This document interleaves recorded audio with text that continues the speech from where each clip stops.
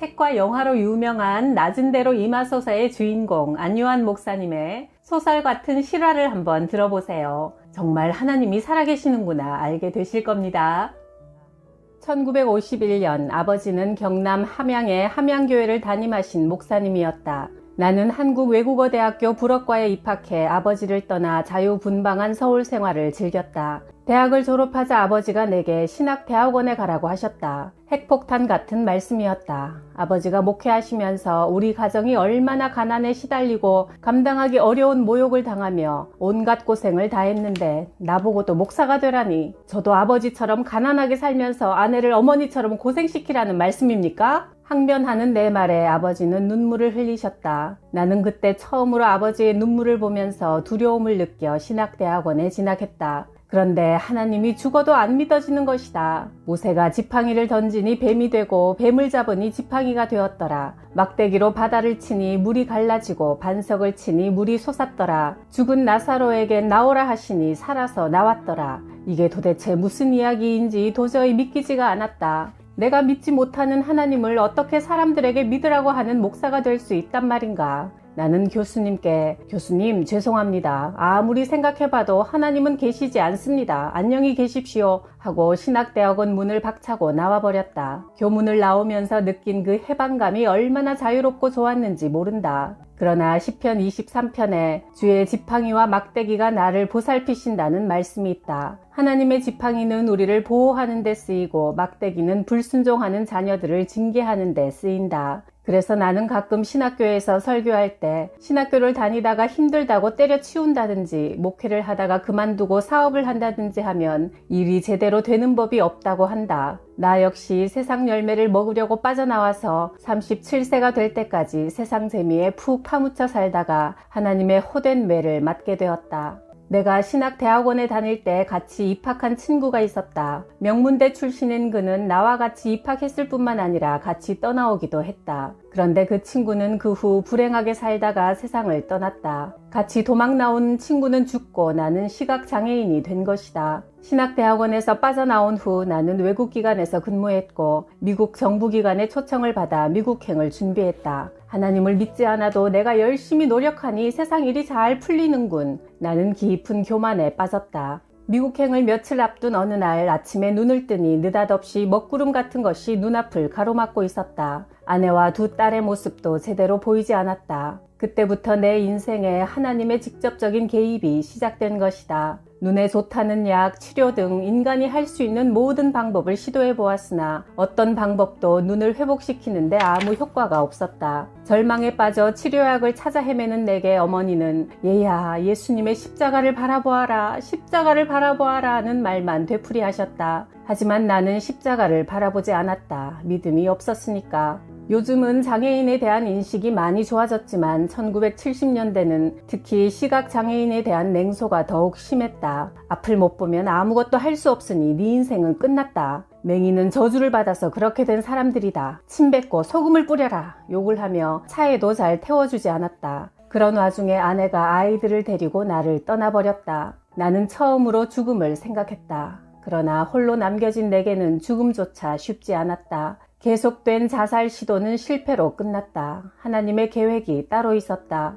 학창시절에 나는 아버지가 목회하시던 교회 문에 하나님은 없다고 써서 붙이고 성경책을 태워버릴 만큼 완악했다. 내가 없다고 한 바로 그 하나님이 내게 말씀으로 찾아오셨다. 성령님은 내게 내가 너의 하나님이 되어줄 것이니 마음을 강하고 담대히 하라고 분명히 말씀하셨다. 나의 하나님이 되어주시겠다고요? 하나님이 없다고 써붙인 저의 하나님이 되어주시겠다고요? 제 죄를 용서하시겠다고요? 죄인 중에 괴수 같은 저를 당장 죽이지 않으시고 왜 이 모양으로 만드시기까지 참아오셨습니까? 나는 나와 함께 하시겠다는 하나님을 믿고 노숙 생활을 시작했다. 광야의 길에 들어선 것이다. 가장 견딜 수 없는 고통은 배고픔이었다. 앞을 보는 거지들은 쓰레기통이라도 뒤져서 끼니를 해결할 수 있지만 나는 쓰레기통이 어디 있는지도 분별할 수 없었다. 쓰레기통을 뒤질 수 있는 눈뜬 거지가 마냥 부러웠다. 천지가 깜깜한 사람이 정처 없이 이곳저곳 돌아다니는데 하나님은 나를 어디론가 인도하셨다. 바로 서울역이었다. 집을 나와 떠돌다가 서울역에 이르기까지 짐작컨대 4, 5개월이 걸렸다. 내가 살던 홍제동에서 서울역까지는 차로 7, 8분밖에 걸리지 않는 거리다. 이스라엘 민족이 출애굽할 때 가나안까지 일주일이면 가는 거리였지만 40년을 광야에서 훈련시키셨듯이 하나님은 나도 그렇게 다루셨다. 서울역에 막 도착해 허우적거리고 있을 때 지나가는 한 소년이 물었다. 아저씨 어디를 찾으세요? 나는 앞을 볼 수가 없어. 의자가 있는 곳에 나를 앉혀줄래? 내가 같은 자리에 계속 앉아있으니 구두 닦는 아이들이 와서 도와주었다. 나 화장실에 가고 싶거든. 예, 제가 같이 갈게요. 그렇게 해서 그들과 인연을 맺게 되었다.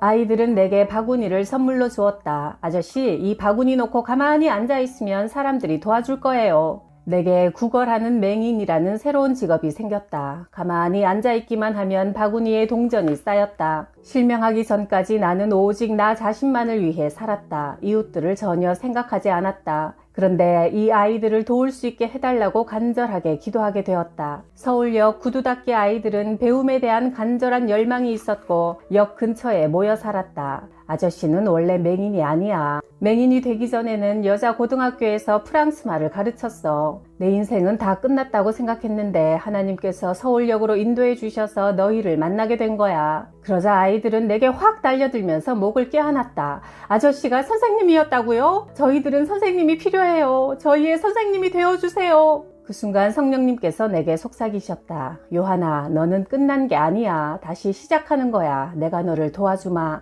지금까지는 내 계획과 방법으로 살았지만 이제는 온전히 하나님의 방법으로 낮은 사람들을 섬기며 살아가게 되었다. 나는 구두 닦기 소년들과 함께 살면서 선교 단체들에게 계속 편지를 보냈다. 내 처지와 결심을 적고 신학을 공부할 수 있도록 도와달라는 내용이었다. 1976년 실명한 지 1년 뒤인 38세에 한신대 3학년에 편입하여 다시 새롭게 신학생이 되었고 78년 졸업할 때는 2월 26일자 한국일보에 불구를 이긴 형설의 공이라는 제목으로 내 졸업에 관한 기사가 실렸다. 신학교를 졸업한 후 배움의 길을 놓친 많은 아이들을 위해 야간 학교를 만들었다. 아이들이 열심히 구두 닦고 넉마주의한 돈을 모아 5평짜리 공간을 얻고 진흥 야간 중학교라는 간판을 써붙였다. 아이들은 낮엔 열심히 일하고 밤엔 피곤한 몸을 이끌고 행복하게 공부했다. 아이들 손에 중학교 교과서가 쥐어지는 순간 모두 감격하여 눈물을 흘렸다. 대학생들이 자원봉사로 한 과목씩 맡아주었고 한 여성단체가 40평 가까운 넓은 장소를 마련해 주었고 교육청도 감동을 받아 교과서를 공급해 주었다. 그러자 1978년 5월 23일자 조선일보가 맹인도 사회에 이바지할 수 있다는 제목으로 기사를 실어주었다.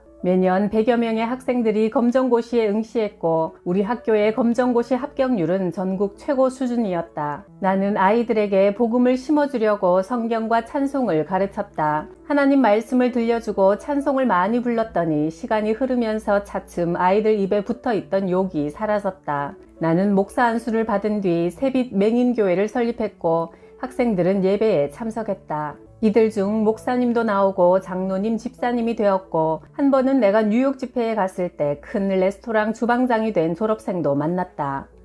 언젠가 한 젊은 남자가 나를 찾아왔다. 대학 교수이자 서울에서 학원을 운영했는데 교통사고로 척추를 크게 다쳐 오랜 기간 병원 생활을 했단다. 그러자 아내가 젊은 남자와 바람이 나서 학원을 정리하고 가출해버렸고 죽으려고 수면제를 사모아 신문지에 싸서 집으로 돌아와서 이제 먹고 죽으려고 약이든 신문지를 풀었는데 그 신문지 조각에 내 기사가 보였다고 한다. 아, 이분의 사정도 나와 똑같구나. 하나님을 만나면 이렇게 변화되는구나 하고 이튿날 새벽 나를 찾아온 것이다. 어느 날 이런 일도 있었다. 남대문 부근의 세로나 백화점 앞에 육교위를 내 안내자와 함께 걸어가고 있는데 시각장애인 한 분이 바구니를 앞에 놓고 동정을 구하고 있었다. 그에게 다가가 말을 건넸다. 형제님, 저도 맹인인데 예수를 믿고 새 인생을 살고 있습니다. 그러니 예수 믿으세요. 나는 그런 거 몰라. 영업 방해되니까 빨리 옆으로 꺼져. 나는 이 형제를 구원해야겠다는 의욕이 솟구쳐 그의 뒤를 몰래 따라가 보았다. 여러 시각장애인 세대가 모여 함께 살고 있었다. 내게는 이곳이 하나님이 알려주신 전도의 황금어장이었다. 아침, 점심, 저녁으로 하루 3번씩 2달 넘게 찾아가니 어느 날 한 분이 문을 확 열어젖히며 말했다. 도대체 당신은 지치지도 않아? 뭐하러 자꾸 이렇게 귀찮게 구는지 어디 한번 들어와서 얘기해봐. 나는 들어가 앉아 내 간증과 함께 예수님의 말씀을 들려주었다. 주일이 되니 그분들이 교회에 나오기 시작했다. 새빛 맹인교회의 표어는 요한복음 9장 3절 말씀에 따라 우리가 실명한 것은 하나님의 영광을 나타내려 함이라로 정했다. 부유하다고 유명하다고 볼 수 있다고 행복한 것은 아니다. 우리 마음 중심에 예수님이 계셔야만 행복해지는 것이다. 우리 교회 성도들은 예수님 때문에 행복하다고 고백한다.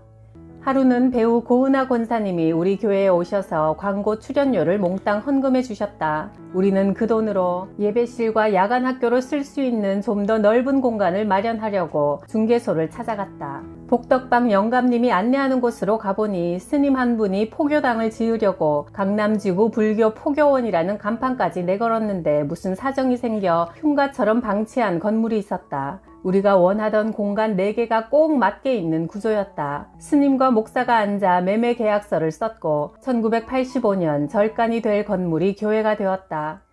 2001년에는 용인시 처인구 원산면 사암리에 땅을 사서 시각장애인 양로원을 지으려 하니 주민들이 땅값이 떨어진다고 절대로 안 된다며 난리를 쳤다. 그런 와중에 착곡 예배를 드리기로 마을에 통보하고 각오를 단단히 했는데 어찌된 일인지 아무 일 없이 무사히 예배를 마칠 수 있었다. 주민 한 분이 와서 말했다. 목사님, 착곡 예배 시간이 다가오자 마을 주민 한 사람이 갑자기 세상을 떠났어요. 동네가 초상집이 되어 모두 그리로 갔답니다. 그 후 마을 주민들이 나를 무서워한다는 이야기를 들었다. 주민들은 저 안요한 목사의 비위를 건드리면 우리가 혼난다고 하면서 긴장했다고 한다. 사실 나는 눈에 뵈는 게 없는 사람이니 맞는 말이긴 하다. 역시 하나님의 방법이었다.